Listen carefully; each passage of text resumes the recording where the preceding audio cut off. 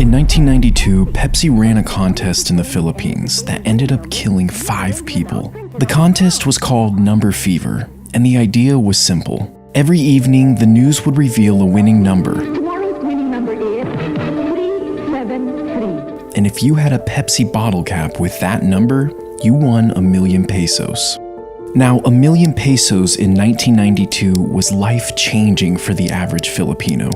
So this contest became very popular. Will you be the next millionaire? Families would stockpile Pepsi bottle caps in their homes. Many people would root through dumpsters trying to find winning caps. According to Pepsi, half of the country's population was actively participating in the contest. And it was because of this popularity that Pepsi decided to extend Number Fever for an additional 5 weeks. And this is where things went terribly wrong. You see, throughout the contest, Pepsi was in complete control of how many winners there were. They relied on a computer program to seed 2 winning caps into bottling plants. 2 winning caps meant that there could only be 2 winners, and Pepsi would stay within their budget.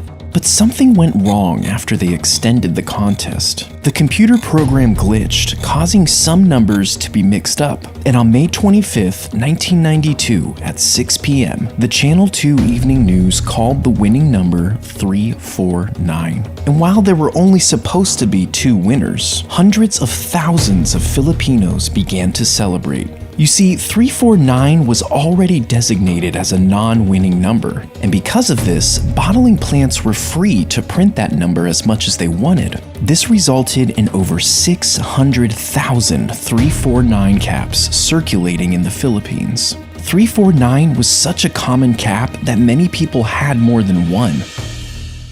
That night, the streets went wild with celebration. They were all rich and could finally stop worrying about money.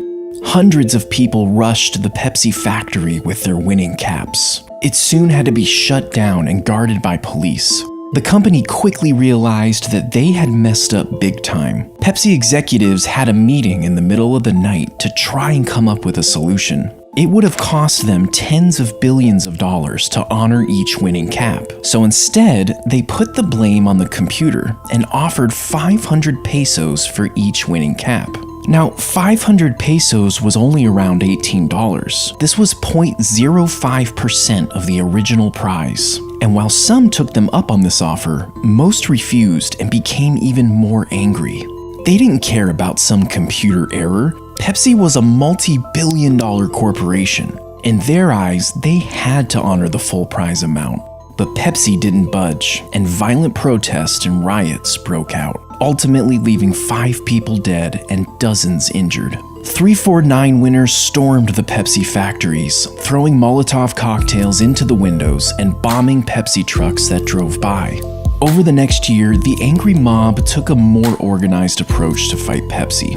Coalition 349 was a group of winners that took legal action against the company. They elected a local preacher named Del Fierro as their leader. He rounded up over 800 349 winners in an attempt to sue Pepsi for over $400 million.